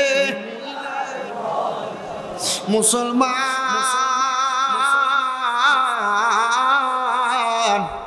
ওই কারবালার ময়দানে আল্লাহর নবীর বংশধরের মধ্যে আরেকজন প্রখ্যাত বংশধর ছিলেন, যার নাম ছিল হযরতে আব্বাস আলমদার রাদিয়াল্লাহু তাআলা আনহু। সাধারণ কোনো ব্যক্তি নয়, আব্বাস আলমদার ছিলেন বড় নম্র মানুষ, বড় মুসলিম মানুষ, বড় ইবাদতওয়ালা মানুষ। বংশের মধ্যে দেখবেন অনেক মানুষ আছেন বড় নিরিবিলি থাকে, বড় ইবাদতওয়ালা, নরম, কেউ কোনো কিছু বললেও বলে না, কেউ আঘাত করতে আসলো তারে কোনো ধমক দেয় না, বড় ভালো মানুষ আছে না? হযরতে আব্বাস আলমদার আহলে বায়াতের মধ্যে বড় সম্মানিত মানুষ, বড় মর্যাদাবান মানুষ। হায়রে হযরত আব্বাস আলমদার যখন তাকে দেখলেন ইমাম হুসাইন রাদিয়াল্লাহু তাআলা আনহু যে কারবালার ময়দানে এত সুন্দর তাবুর মধ্যে কোনো পানি নাই, হযরত আব্বাস আলমদার রাদিয়াল্লাহু তাআলা আনহু বলে, আমি চওনা করলাম আমি ইমাম হুসাইনের কাছে যাইয়া ডাক দিয়ে বললাম, ও ইমাম হুসাইন রাদিয়াল্লাহু তাআলা আনহু, নবীজির কলিজার টুকরা নাতি, আপনি আমারে অনুমতি দেন গো, আমি এখান থেকে পুরাত নদীর মধ্যে যাইয়া আমি পানি আই না নবীর বংশধরদের কলিজা ঠান্ডা করতে যাই। ইমাম হুসাইন ডাক দিয়ে বলতেছে, জগৎবাসীরা শোনো রে, জগৎবাসীরা তোমরা যেহেতু আমার এই নবীর বংশধরদেরকে পানি পান করাইতে চাও, আমি অনুমতি দিলাম, ও আব্বাস আলমদার আপনি যে পানি নিয়ে আসেন। হযরত আব্বাস আলমদার গোড়ার পিঠের মধ্যে চইরা পানির একটা মশক ওনার কাঁধের মধ্যে নিয়া আব্বাস আলমদার রওনা করলেন পানি নেওয়ার জন্য। আব্বাস আলমদার পুরাত নদীর সামনে যখন গেলেন, এজিদ বাহিনী কেউ তার বাধা দেয় নাই, উনি পানি পান করবে। এমন টাইমে হযরত আব্বাস আলমদার নিজে বলে, শামে কারবালা কিতাবের মধ্যে সুন্দর করে ঘটনাটা উল্লেখ করা আছে, আর সাওয়ারিকুল মুহরিকা কিতাবের 2য় খণ্ডের মধ্যে উল্লেখ করা। হযরত আব্বাস আলমদার রাদিয়াল্লাহু তাআলা আনহু বলেন, আমি পানিটা নিয়ে আমার মুখের মধ্যে দিব। এমন টাইমে আমার চিন্তা আসলো, দেমাগের মধ্যে আসলো, নবীর নাতি ইমাম হুসাইন এখনো পানি পান করে নাই, আমি যদি পানি পান করি তাহলে নবীর নাতিদের সাথে বেঈমানি হবে, আমি আল্লাহ তাআলার কাছে জবাব দিতে পারবো না, মুহাম্মাদুর রাসূলুল্লাহ সাল্লাল্লাহু আলাইহি ওয়াসাল্লাম নবীর কাছে জবাব দিতে পারবো না। আব্বাস আলমদার বলে, আমি পানি পান না কইরা আমি সাথে সাথে পানির মশকটার মধ্যে পানি পুরাইয়া আমার কাঁধের মধ্যে নিয়া আমি ইমাম হুসাইনের দিকে রওনা করব। এমন টাইমে এজিদ বাহিনীরা আমাকে ঘিরে ফেলছে। আসতেছে। ওনারা ডাক দিয়ে বলে, আব্বাস আলমদার তুমি পানি পান করো, কিন্তু ইমাম হুসাইনকে পানি দেওয়া যাবে না, তার বংশধরকে কাউকে পানি দেওয়া যাবে না। বলে কারণ কি রে? জানুনি আমি যদি পানি পান করি, ইমাম হুসাইনকে পানি পান করানোর আগে, আর ইমাম হুসাইনের নানা দয়াল নবী যদি আমার একবার প্রশ্ন করে, আমি কেন ইমাম হুসাইনকে পানি না পান করাইয়া আগে পানি পান করছি, আমি নবীজির কাছে আমার মুখ দেখাইতে পারবো না। এই জন্য আমি পানি মশক ভর্তি করে নিয়ে যাব, নবীর বংশরে আগে পান করাইয়া আমি আব্বাস আলমদার তারপরে পানি পান করব। আব্বাস আলমদার এই কথা বইলা ওনার পুরাটাকে সামনের দিকে আগে নিবে। দুষ্টু ইয়াজিদের মধ্যে মালিক ইবনে মারওয়ান নামক একটা লোক হযরত আব্বাস আলমদারের ডান হাতের মধ্যে এমন ভাবে একটা কূপ লাগাইয়া দিছে, ডান হাতটা আলাদা হয়ে গেছে। আব্বাস আলমদার বলে, বাম হাত দিয়ে আমি আমার পানির মশকটা হাতে ধরছি, আমার বাম হাতে এমন ভাবে কূপ লাগাইছে, আমি আমার পানির পাত্রটারে আমার কল্লার মধ্যে মুখের মধ্যে কামড় দিয়া দইরা সামনে রওনা করি। বর্ণনাকারী লিখতেছে আর সাওয়ারিকুল মুহরিকার মধ্যে ওই কারবালার ময়দানের এক এক করে সব মানুষ বর্ণনা দিছে। আমরা তাকে দেখলাম আব্বাস আলমদারের মুখের মধ্যে যখন পানিটা নিছে, আব্বাস আলমদারের গর্দানের মধ্যে তারা খুব লাগিয়ে দিছে। হায় রে, ওই ইয়াজিদের দলেরা নবীর বংশরে আঘাত করছে, ইয়াজিদের দলেরা নবীর বংশধরদেরকে পানি দেয় নাই, নবীর বংশধরদেরকে কষ্ট দিছে। কিন্তু আমার আল্লাহ তাআলা ঘোষণা করেছে, ইন্নামা ইউরিদুল্লাহু লিইউযহিবা আনকুমুর রিজসা আহলাল বাইতি ওয়া ইউতাহহিরাকুম তাতহীরা। আমার আল্লাহ বলেছে, নিশ্চয় যারা আমার নবীর বংশধর, আমার নবীর আহলে বায়াত, আমি আল্লাহ তাআলা তাদেরকে ওয়া ইউতাহহিরাকুম তাতহীরা, সকল প্রকার অপবিত্রতা থেকে তাদেরকে পবিত্র বানিয়ে দিছি। যেই নবীজির বংশধরদেরকে আল্লাহ পবিত্র বানাইছে, ওই ইয়াজিদের দলেরা ওই নবীর বংশধরদেরকে পানি দেয় নাই, তাদেরকে কষ্ট দিয়েছে, তাদেরকে আঘাত দিয়েছে। আপনারা বলেন তাদেরকে আমাদের ঘৃণা করার দরকার আছে না নাই? এই কারবালার মাস যখন আগমন করবে, আপনারা নিজের ঘরের মধ্যে, নিজের বাড়ির মধ্যে, নিজের এলাকার মধ্যে আহলে বায়াতকে স্মরণ কইরা, ইমাম হাসান হোসেনকে স্মরণ কইরা একটু দোয়ার ইন্তজাম করবেন। আপনারা একটু দোয়া করবেন। বলে হুজুর আমাদের এলাকার মধ্যে নতুন নতুন মৌলবী সাহেবরা ফতুয়া দিয়া দেয়, বেদাত বেদাত বলে দেয়। ও বাবা, তোমার কবর ওই মৌলবী যাবে না, তোমার কবরের মধ্যে বেদাত বলনে বলা যাবে না। তুমি যদি দোয়া করাও, আল্লাহ তাআলা চাইলে নবীর বংশের উসিলায় আমাদের দোয়া কবুল করতে পারে কি পারে না? আল্লাহ তাআলার কাছে এতটুকু কামনা করি। বেশিক্ষণ সময় না, আমি আমার গুরুক্ষ জবান দ্বারা চেষ্টা করেছি অনেকক্ষণ সময় আপনাদেরকে দেওয়ার জন্য। 1 ঘন্টা 40 মিনিট বা 43 মিনিট সময়ে যা বলেছি, ইমানদারের মৃত্যু, বেঈমানের মৃত্যু এবং নবীর বংশধরদের ভালোবাসার কথা, তৃতীয় চতুর্থত একটা মসজিদ বানানো এবং তার সাথে সময়গুলো দিয়ে নবী মসজিদ বানানোর সাথে তার সাথে অংশীদার থেকে জান্নাতের ভাগীদারিত্ব নেওয়া, এই 4টা কাজ যদি আমরা করি, আপনারা বলেন আল্লাহর জান্নাত পাওয়া সহজ না? না, মনে হয় অনেক কঠিন। উম্মতে মুহাম্মদের জন্য জান্নাত পাওয়া সহজ, আল্লাহ তাআলা এই জান্নাত আমাদের জন্য সহজ করে দেন। আরো জোরে পড়ে না আমিন, আরো জোরে পড়ে না আমিন। যেহেতু আমি আপনাদের কাছে মুসাফির হয়ে আসছি, আমি একটু দোয়া করে বিদায় নিব।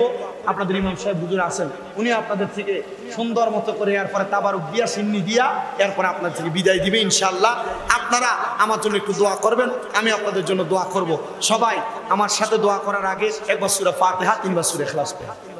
আউযু বিল্লাহি মিনাশ শাইতানির রাজিম।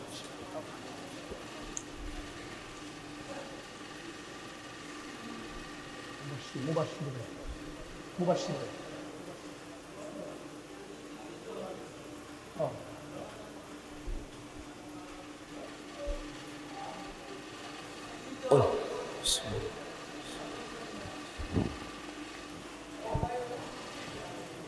সাল্লাল্লাহু আলাইহি ওয়াসাল্লাম।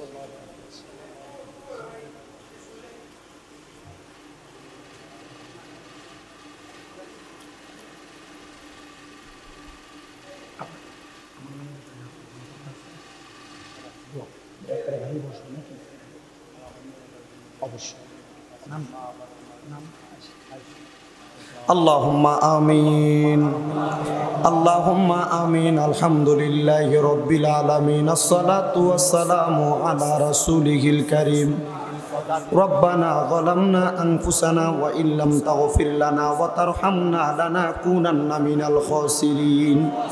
ইয়া ইলাহি রহম ফরমা মুস্তাফা কি ওয়াসিতে फूल दे दरवाजा ये रहमत गदा की वास्ते रहमतुल लिल आलमीन खत्मे रसूल जाने जगह अहमद हामिद मोहम्मद मुस्तफ़ा की वास्ते मबूदू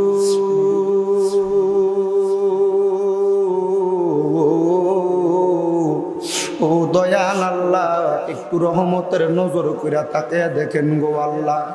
এই হবিগঞ্জ জেলার অন্তর্গত নবীগঞ্জ থানাধীন আয়েশা জামে মসজিদ পশ্চিম তিমিরপুরে শুভ উদ্বোধন উপলক্ষে আমার এই এলাকার আলেম ওলামারা, দাড়ি পাকা মুরব্বী বাবারা, বিশেষ করে আমেরিকা প্রবাসী মোহাম্মদ শামীম আহমেদ তালুকদার বাইশক এলাকার যুবক বৃন্দরা, পর্দানুশিনী আমার মা বোনেরা, আজকে মুনাজাতের মধ্যে আপনার শাহিন শাকি পাক দরবারে দুইটা হাত বাড়াইছে গো আল্লাহ। এই মুনাজাতে যার হাত তোমার দরবারে মায়া লাগে, পছন্দ হয়, ওই হাতের উসিলায় আমাদের প্রত্যেকের জীবনের গুনাহ তুমি মাফ করে দাও আল্লাহ। তুমি যদি আমরারে মাফ করে দাও আল্লাহ, তুমি কারোর কাছে কোনো জবাব দেওয়া লাগবে না আল্লাহ। যদি রহমত দিয়া ভরপুর করে দাও আল্লাহ, তোমার রহমতের কোনো কমতি হবে না। তোমার রহমানুর রাহিম নামের খাতিরে আমাদের জীবনের গুনাহ ক্ষমা কইরা দাও। হেরে আমার এই পশ্চিম তিমিরপুর এলাকার ভাই বাবারা, আর কতকাল দুনিয়ার রং তামাশার মধ্যে সময় কাটাইবা, মুনাজাত হইতেছে রে ভাই, আমার আল্লাহর কাছে দুইটা হাত বাড়াইয়া দাও। এরে আমার পশ্চিম তিমিরপুর এবং আশেপাশে এলাকার মা বোনেরা গো, কি গো মা, মাইকের আওয়াজ তোমাদের কানে যায়নি গো মা, মুনাজাত হইতেছে গো মা, আমার আল্লাহর দরবারে দুইটা হাত বাড়াইয়া দেও গো মা। আমাদের বিশ্বাস আছে গো মা, আমার আল্লাহ একটা হাতও খালি ফিরিয়া দিবে না। মাবুদ আজকের মুনাজাতের মধ্যে কে জানি হাত বানাইছে, কার জানি জগতের মধ্যে বাবা নাই। যেই বাবা রিক্সা চালাইয়া মাটি কাইটা মাথার গাম পায়ে ফালাইয়া পরের বাড়িতে বদলার কাজ কইরা সন্তানরে মানুষের মতো মানুষ করার জন্য আব্বাজান বড় কষ্ট করছি, এমন আব্বাজাদের অন্ধকার কবরে আব্বার কবর জান্নাতের বাগান বানিয়ে দাও। ভালোবাসি তোমায় বাবা, বুকটা যে যাইছি রে, তোমার কথা হৃদয় মাঝে পড়ছে বারে বারে। বাবা তুমি কেমন আছো ছোট মাটির ঘরে, তোমার কথা হৃদয় মাঝে পড়ছে বারে বারে। বাবা গো ও বাবা, বাবা গো ও বাবা, আল্লাহ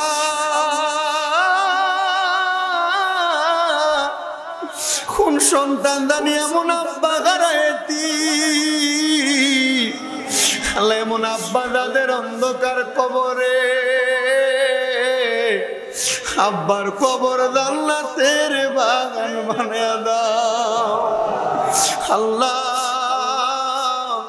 কে জানি গাছ বানাইতে কার জানি মানায়, যে মা 10 মাস 10 দিন গর্ভে ধারণ করছে, সন্তানের প্রসব বেদনা সহ্য করতে মার বড় কষ্ট হয়ে গেছে, নিজে লাগে কামাইছে। এই যে আগামী পরশুদিন কোরবানির ঈদ হয়ে যাবে, কত সন্তানেরা কোরবানি দিবে বাবা কবরে, কত সন্তানেরা কোরবানি দিবে মা কবরে। ও আল্লাহ, তাদের কোরবানির গরুর গোশত দুনিয়ার কত মানুষ খাইবো, কিন্তু তারা আম্মা আব্বার মুখে এক টুকরা গোশত তুলে দিতে পারবে না আল্লাহ। গত কিছুদিন আগে একজন প্রবাসী ভাই আমারে ফোন দিয়া বলছে, হুজুর আমার আব্বা জান আব্বার কোরবানির গরুটা বিক্রি করে আমারে বিদেশ পাঠাইছে, আমি কইছি আব্বা আপনি কি কুরবানি দিতেন না? আমার আব্বা কইছে তুই বিদেশ যায় বেতন পাইয়া টাকা পাঠাইলে আমি কুরবানি দিতে পারমু। আল্লাহ গো, সে বিদেশ যাওয়ার 3 মাসের মাথায় তার আব্বা মারা গেছে। আমার ফোন দিয়া ডুকরা ডুকরা কান্দে আর কই হুজুর আমি এই বছর কোরবানির জন্য 2 লাখ টাকা দিয়া গরু কিনছি, আমার কোরবানির গরু আছে, কিন্তু আমার আব্বা গান দুনিয়াতে নাই। কোন সন্তানরা জানি মা বাপ হারাইয়া মা বাপ সারা কুরবানির ঈদ পালন করবে গো। আল্লাহ তাদের আম্মা আব্বার কবরে আর আযাব দি।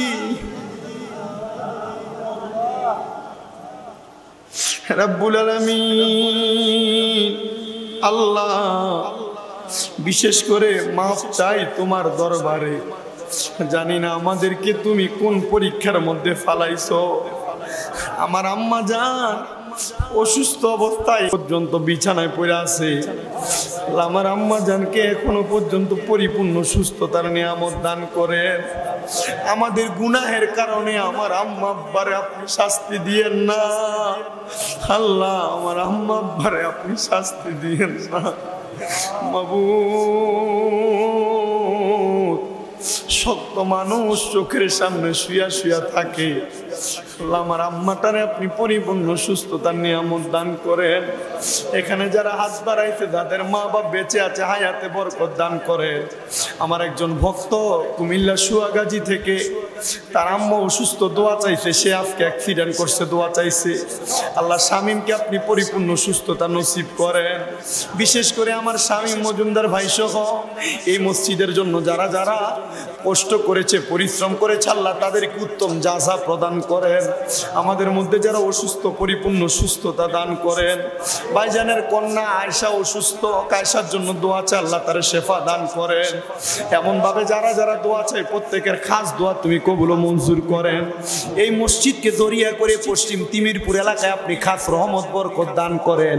পর্দার অন্তরালের অনেক মা বোনেরা দোয়া চাই, দোয়া কবুল করেন। অনেক প্রবাসীরা দোয়া চাই, তাদের দোয়া আপনি কবুল ও মঞ্জুর করেন। আল্লাহ ফরিয়াদ আপনার দরবারে গো, অনেক প্রবাসী ভাইরা বিদেশ থেকে দোয়া চায়, তাদের খাস দোয়া কবুল করে নেন। বৈরব থেকে আমার একজন ভাই শফিক ভাই, ওনার সন্তান মা বাবার জন্য দোয়া চায়, ওনার সন্তান মা বাপকে কবুল ও মঞ্জুর করেন। গাইবান্ধা থেকে গোবিন্দগঞ্জের একজন খালাম্মা, ওনার নাতনি পরীক্ষা দিবে, তার জন্য দোয়া চায়। আল্লাহ ওনার নাতনিটাকে আপনি কবুল ও মঞ্জুর করে নেন।